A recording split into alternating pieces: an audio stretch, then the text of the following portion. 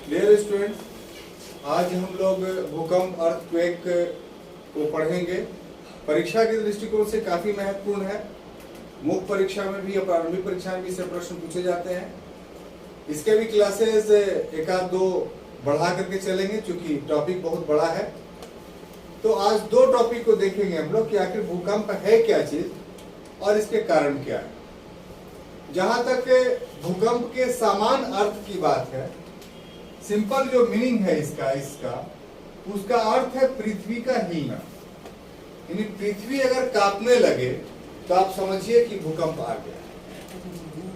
इसका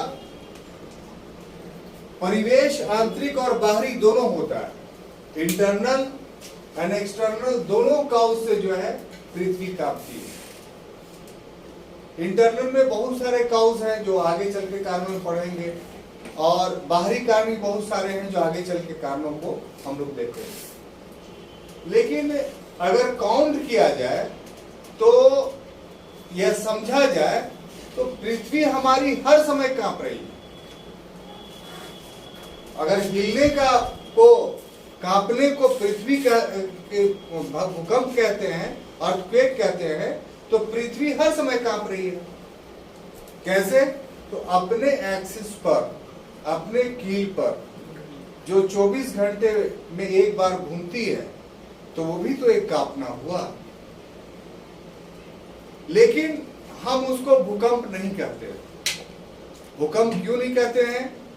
क्योंकि भूकंप कहलाने के लिए एक पैमाना के अनुसार उसका कंपन होना जरूरी है, और वो पैमाना है रिक्टर स्केल। रिक्टर स्केल में 1 से लेकर 9 तक अंक हैं। उसमें से 1 से लेकर 3 तक अंक पर अगर रिक्टर स्केल नाप कर बताता है कि पृथ्वी हिली, तो आपको अनुभव ही नहीं होता। रिक्टर स्केल 4 पर अंकन अगर होता है हिलने का, तो माना जाता है कि भूकंप हुआ। तो इस ढंग से पृथ्वी का जो घूर्णन है वो रिक्टर स्केल 4 के अंदर में वो कंपन करता है, इसलिए उसका अनुभव हम लोग नहीं कर सकते। 4 के बाद जो होता है उसका अनुभव हम लोग करते हैं। तो इस तरीके से अगर अनुभव करने वाले भूकंप को देखा जाए तो एक वर्ष में भूकंप के 8 से लेकर करके 10,000 तक के झटके आते हैं। अगर इसको प्रतिदिन के हिसाब से देखें तो प्रतिदिन प्रति घंटा यानी हर घंटे में एक बार भूकंप हम लोग के धरती पर आता है। इस पूरे पृथ्वी पर कहीं न कहीं पर हर घंटे एक भूकंप के झटके आपको महसूस होंगे। अब देखिए, इसमें है कि जो भूकंप के झटके हैं उसके 3 लेयर हैं। एक तो है कि सरफेस पे भी होता है, तो वो वितलीय भूकंप कहलाता है, बहुत विध्वंसकारी होता है। दूसरा मध्यवर्ती जो 50 से 100 किलोमीटर तक होता है, इसमें भी विध्वंस होता है। एक पातालीय होता है जो 700 किलोमीटर के अंदर होता है, उससे आपको कोई मतलब नहीं है, उसका एहसास भी आपको नहीं होता। तो हम लोग जिस भूकंप की बात बोल रहे हैं वो अधिकांशतः 50 से लेकर 100 किलोमीटर के बीच में जो भूकंप आता है पृथ्वी के अंदर, भूकंप के 2 केंद्र होते हैं। एक उद्गम केंद्र जिसको फोकस बोलते हैं, और दूसरा आदि केंद्र जिसको एपिसेंटर बोलते हैं। तो जहां पर भूकंप उत्पन्न हुआ, पैदा हुआ, वो उसका उद्गम केंद्र या फोकस बोलते हैं। और धरती के जिस जगह पर सबसे पहले वो महसूस किया गया वो आदि केंद्र एपिसेंटर हुआ। अब देखिए कि ये जितना गहरा होगा उतना एपिसेंटर में वेव आने में समय अधिक लगेगा। आमतौर पे अगर इस दूरी को मान लिया जाए तो कहा जाता है कि 14 या 15 मिनट में ये भूकंप जो है वो एपिसेंटर में चला आता है।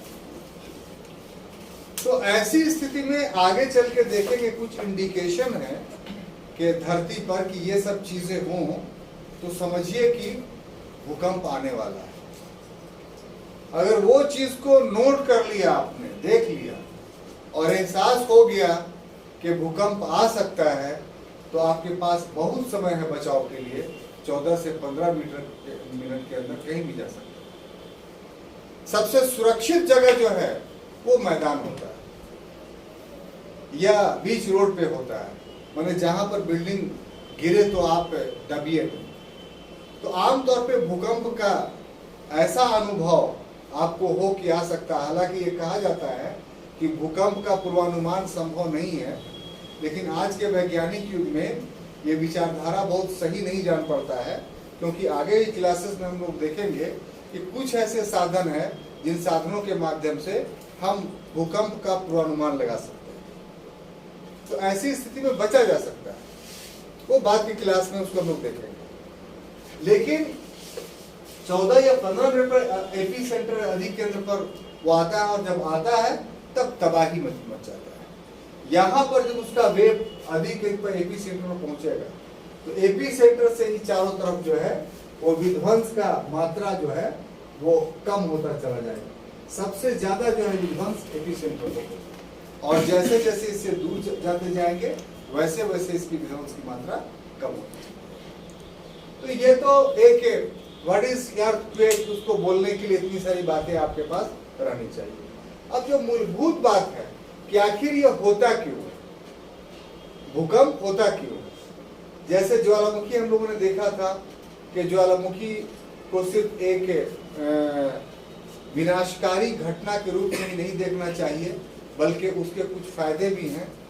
भूकंप के परिवेश में कहा जाता है कि ज्वालामुखी के तुलना में ज्यादा विध्वंसकारी हैं, बहुत कम लाभदायक है। तो क्या इसके लाभ होंगे वो भी बाद के क्लास में होगा, अंत में देखेंगे हम लोग। यहाँ आज के क्लास में हमारा मुख्य फोकस होगा कि आखिर भूकंप आता है तो क्यों आता है, क्या कारण है इसके। तो उसमें सबसे पहला है ज्वालामुखी क्रिया। देखिए, जैसा कि आप ज्वालामुखी प्रक्रम में पढ़ चुके हैं कि वोल्केनिक प्रोसेस एक ऐसा प्रोसेस है जो पृथ्वी को फाड़ कर करके मैग्मा उससे बाहर निकलता है, लावा उससे बाहर निकलता है। तो स्वाभाविक सी बात है कि जब पृथ्वी फटेगी तो उसमें हलचल होगा। तो इसलिए जब भी ज्वालामुखी फूटेगा तो उस समय भूकंप का आना अनिवार्य है। लेकिन हर भूकंप के बाद ज्वालामुखी आए ऐसा अनिवार्य नहीं। अब ये जो ज्वालामुखी फूटता है तो इसका प्रभाव क्षेत्र जो होगा, अगर ज्वालामुखी के कारण से भूकंप हो रहा हो तो प्रभाव क्षेत्र 160 से लेके 240 किलोमीटर तक होगा। इतने बड़े एरिया में ज्वालामुखी के कारण भूकंप महसूस किए जाएंगे।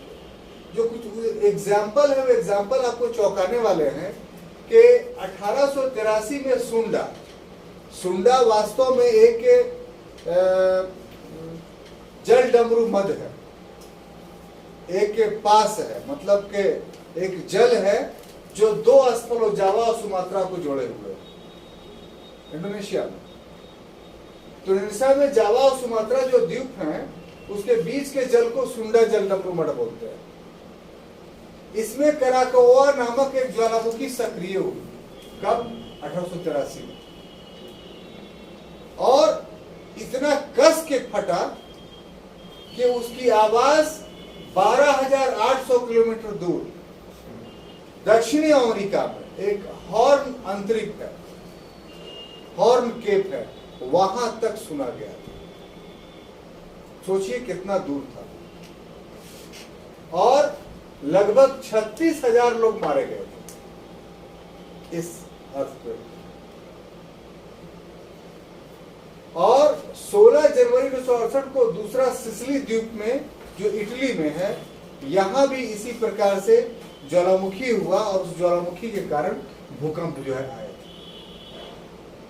तो ज्वालामुखी के कारण जो भूकंप आए उसमें ये दो एग्जाम्पल जो है वो काफी महत्वपूर्ण है।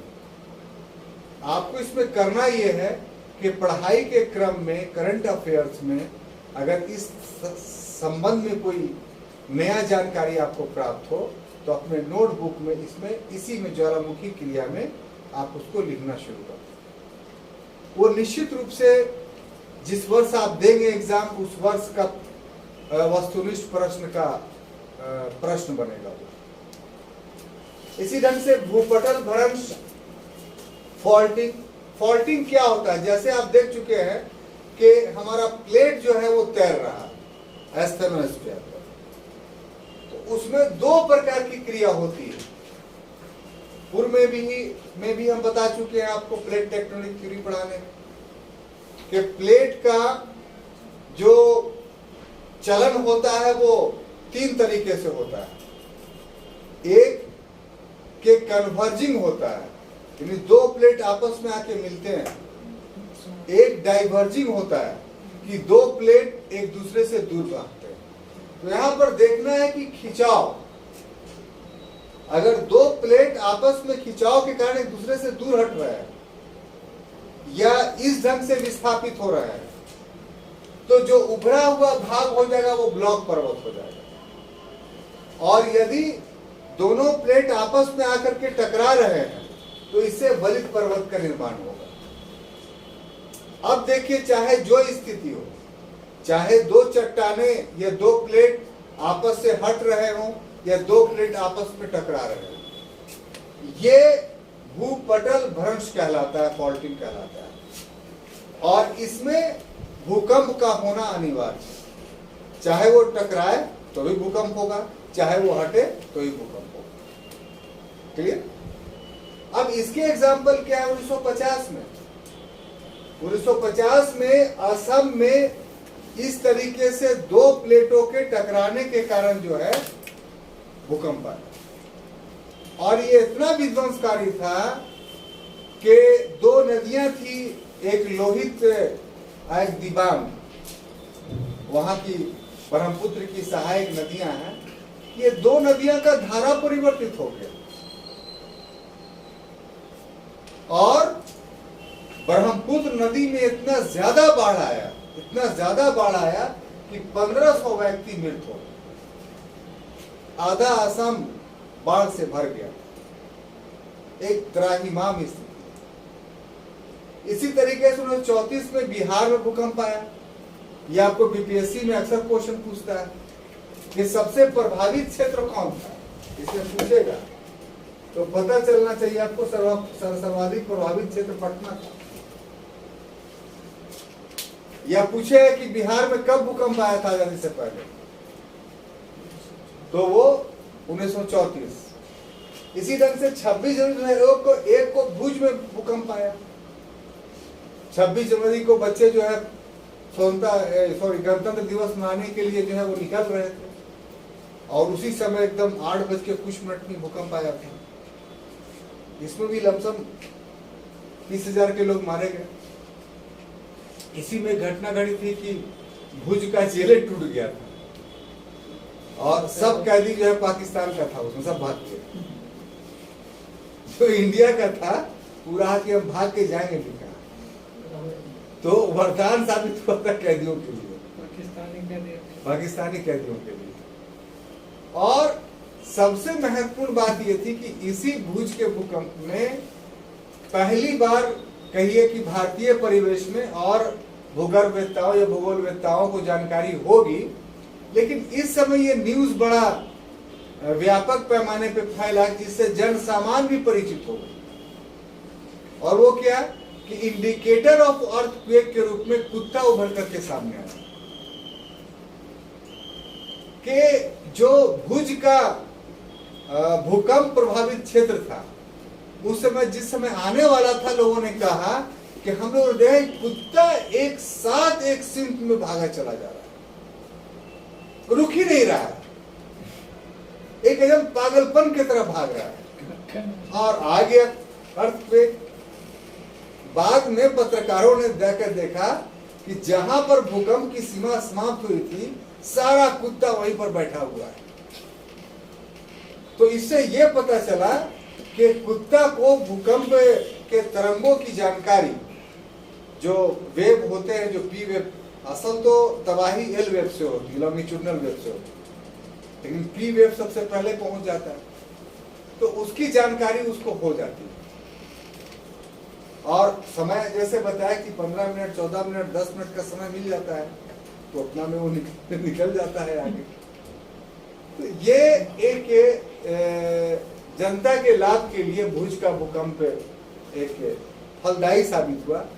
दूसरा फलदायी साबित यह हुआ कि भूकंप के कारण ही वहां मीठे जल के स्रोत निकल पड़े। जो भुज का इलाका था वहां मीठे जल के स्रोत नहीं थे, तो भूमि के अंदर दो प्लेट इस ढंग से टकराई कि साहब मीठे जल के स्रोत जो है वो उभरा। तो ये आपके लिए काफी महत्वपूर्ण हो जाता है, अक्सर एग्जामिनेशन में पूछा जाता है। एक सकारात्मक पक्ष है, नकारात्मक ही नहीं है सर। कोयना महाराष्ट्र में ये भूकंप काफी मशहूर। इस भूकंप पे बहुत सारे भूगोलवेत्ताओं ने अनुसंधान किया, अभी भी कर रहे हैं। तो ये भी जो 1967 में जब भूकंप आया तो ये भी भूपटल भ्रंश के कारण है। हालांकि इसके लिए बहुत सारे कारण बताए जाते हैं, तो ये एक विवाद का है, लेकिन आमतौर पे भूभ्रंश ही माना जाता है। भूकंप के लिए एक सिद्धांत प्रचलित है, प्रत्यास्थ पुनश्चन सिद्धांत, इलास्टिक रिबाउंड थ्योरी। ये H.F. रीड इसके जन्मदाता हैं। इसमें इन्होंने कहा कि वास्तव में जो हमारा प्लेट है, या हमारा जो सरफेस है ऊपर, वो प्लास्टिक के भांति व्यवहार करता है। इसमें जिस ढंग से प्लास्टिक में इलास्टिसिटी होती है, उसी ढंग से हमारे अर्थ में भी इलास्टिसिटी। वो कैसे? तो सूरज का जो प्रकाश पड़ता है इस धरती पर, उसके वजह से इसमें इलास्टिसिटी होती है। और इलास्टिसिटी का या रबर का एक विशेषता होता है कि उसकी एक तन्यता की सीमा होती है, यानी खिंचाव की सीमा होती है, और वो सीमा प्राप्त होने के बाद वो आगे नहीं बढ़ता है। तब क्या होता है, जब रीड कहते हैं कि उसमें फ्रैक्चर आ जाता है, यानी वो जो खिंचाव है वो बीच में से टूट जाता है। तो जब प्लेट बीच में से इस वजह से टूट जाए तो उस समय भूकंप आता है। यानी H.F. रीड क्या कहना है कि जो धरती इलास्टिक की तरह व्यवहार कर रही है, और उस इलास्टिक के कारण अगर धरती के प्लेट में टूटन हो जाता है तो उस टूटन से जो है भूकंप आता है। और उसके एग्जाम्पल्स है 1872 में कैलिफोर्निया का भूकंप, 1923 में जापान के सगामी खाड़ी का भूकंप। ये दोनों जो है वो H.F. रीड के अनुरूप जो है वो भूकंप आए। चौथा है भू संतुलन की अवस्था। ये जरा समझना होगा।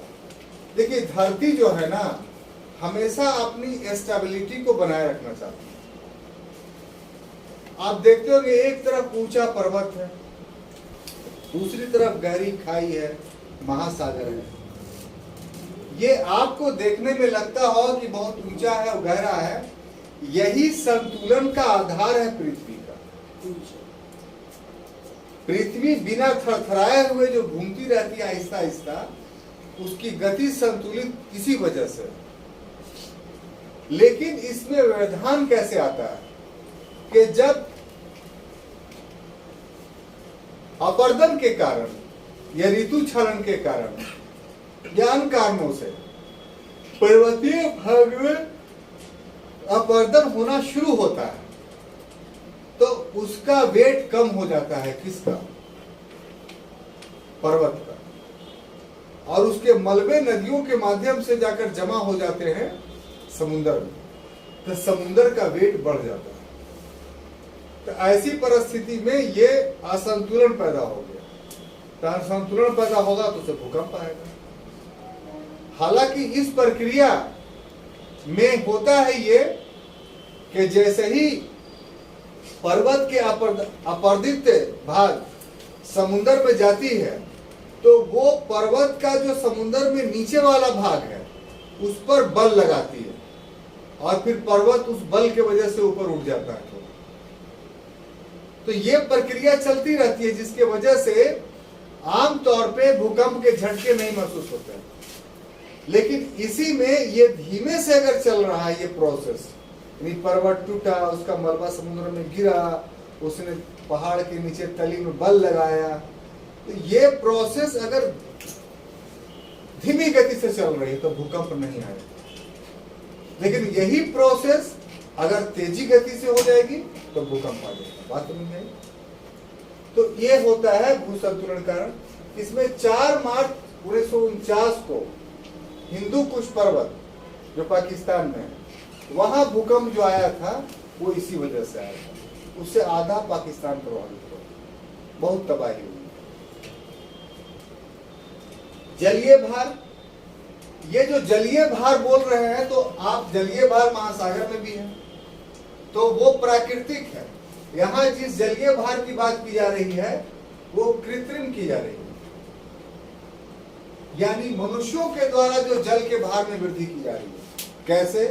बड़े बड़े डैम बनाकर जल के, नदी के भाग को रोक लिया, रोक करके जो है वो डैम बना दिया, तो वहां पर जल राशि जो है वो एकत्र हो गई। अब वो जल राशि भू संतुलन को बिगाड़ देती है।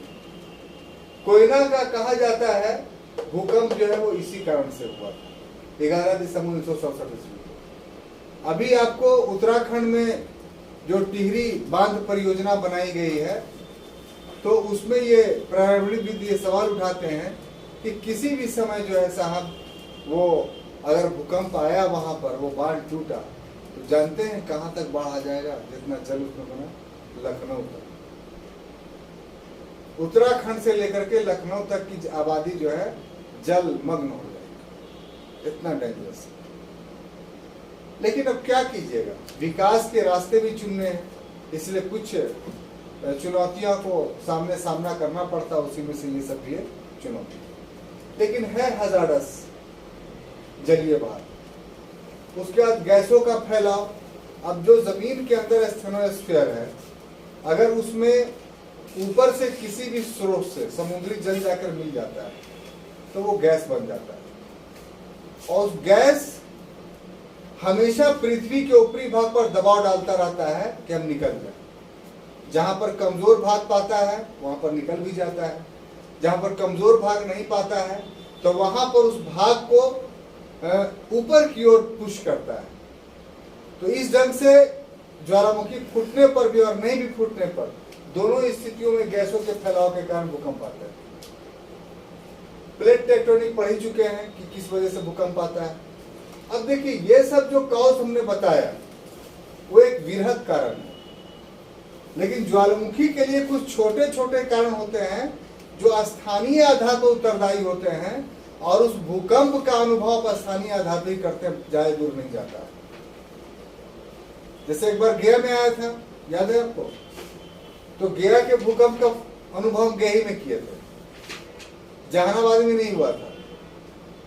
इसको स्थानीय भूकंप, लोकल अर्थक्वेक बोलते हैं।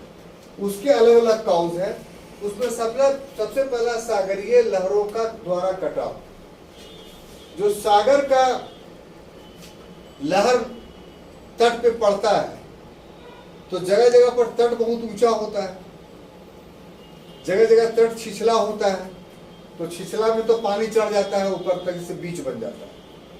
लेकिन जहां खड़ा ढाल होता है, जैसे पश्चिमी घाट में, तो वहां समुद्र बहुत नीचे है और स्थल बहुत ऊंचा है। अब समुद्र नीचे में काट रहा है, जिसे सागरीय खाई का निर्माण हो जाता है। अब मान लीजिए काट दिया, बहुत गहरा खाई बना दिया, ऊपर का जो भाग है स्थलीय भाग, वो अब अपना भार सहन नहीं कर पाता है। तो क्या होता है साहब, वो ऊपर का भाग जो है समुद्र में गिर जाता है।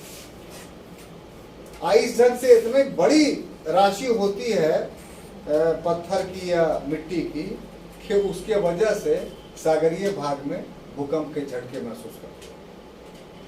लेकिन उसी क्षेत्र में, जिस क्षेत्र में ये गिरा है, सभी जगह पे। दूसरा, सुनामी लहरें। सुनामी मान लिया समुद्र, सुनामी जानते हैं कि नहीं क्या होता है? सुनामी खुद एक भूकंप नहीं है, बल्कि सुनामी सागरीय लहर है। वो सागरीय लहर जो भूकंप की वजह से उठता है। अगर कोई भूकंप समुद्र के नीचे हुआ यानी उसका एपी सेंटर समुद्र के धरातल में होगा, तो वो किसको हिलाएगा? जल को नहीं हिलाएगा। तो नीचे वाले जल को हिलाता है, वो ऊपर वाले ऐसी करते करते सबसे ऊपर में जो जल होता है वो ज्यादा हिलने लगता है, और वो जो हिलता है उससे एक ज्वार भाटीय स्थिति उत्पन्न हो जाती है और वो आकर के तट पे टकराता है। तो उसका वेग और उसकी ऊंचाई इतनी अधिक होती है कि तट पर जब इस सुनामी टकराती है तो तट को हिला देती है। तो इससे सुनामी भूकंप आता है। ये भी स्थानीय होता है। उसका चूना पत्थर का कंदरा में गिरना। चूना पत्थर लगा, बताया कि बहुत सारे कंदराएं होती हैं, खाई होती है, खो है अंदर में, अब ऊपर में है मिट्टी, तो मिट्टी छोटा मोटा थोड़ी होगा, वो कई एक फीट तक, 1 किलोमीटर तक हो सकता है। अब उतना मिट्टी या चूना प्रधान क्षेत्र धार से गिर गया नीचे कंदरा में, खो में, तो क्या होगा? उससे भी भूकंप। अब देखिए पहाड़ी क्षेत्रों में लैंड स्लाइड आप देखे होंगे कि पहाड़ी क्षेत्र में बड़ा बड़ा चट्टान जो है टूट करके गिर रहा है। अब उसमें नीचे खाई है, ऊपर से चट्टान टूट कर गिरा। एक तो बड़ा चट्टान है, ऊपर से खाई है, तो जाहिर सी बात है कि नीचे जाके धब से करेगा, तो वहां पर का स्थानीय क्षेत्र जो है वो कंपित हो गया। तो उस वजह से भी पहाड़ी क्षेत्र में आता है। ग्लेशियर बर्फ का टुकड़ा चल रहा है, चलते चलते गिर गया तो उसे ही भूकंप आते हैं। पृथ्वी का घूर्णन घूम रहा है, तो इससे भी कभी कभी जो है वो भूकंप के झटके महसूस होते हैं। और मनुष्य अगर अणुबम का विस्फोट करता है, जैसे 1999 में भारत सरकार ने पोखरण 2 किया था, ठीक है, कहाँ है पोखरण? पोखरण किस जगह पे? राजस्थान में। तो पोखरण 2 किया था, तो उसमें कुल 3 तरह का विस्फोट किया था, इसमें एक भूमिगत भी था। तो जो पोखरण के निकट के इलाका थे, रेगिस्तानी इलाका है, तो वहां भूकंप के झटके महसूस हुए, बाकी सब जगह पे नहीं। ये वो कॉज है जो छोटे पैमाने में भूकंप लाते हैं। इसके ऊपर जो 7 कॉज बताया गया वो व्यापक पैमाने पे भूकंप के झटके लाते हैं। तो ये हुआ भूकंप के संबंधित प्रथम क्लास। अगले क्लास में इसमें आगे हम लोग देखेंगे कि विश्व वितरण इसका क्या है और इसके दूसरे एस्पेक्ट्स के बारे में। Thank you.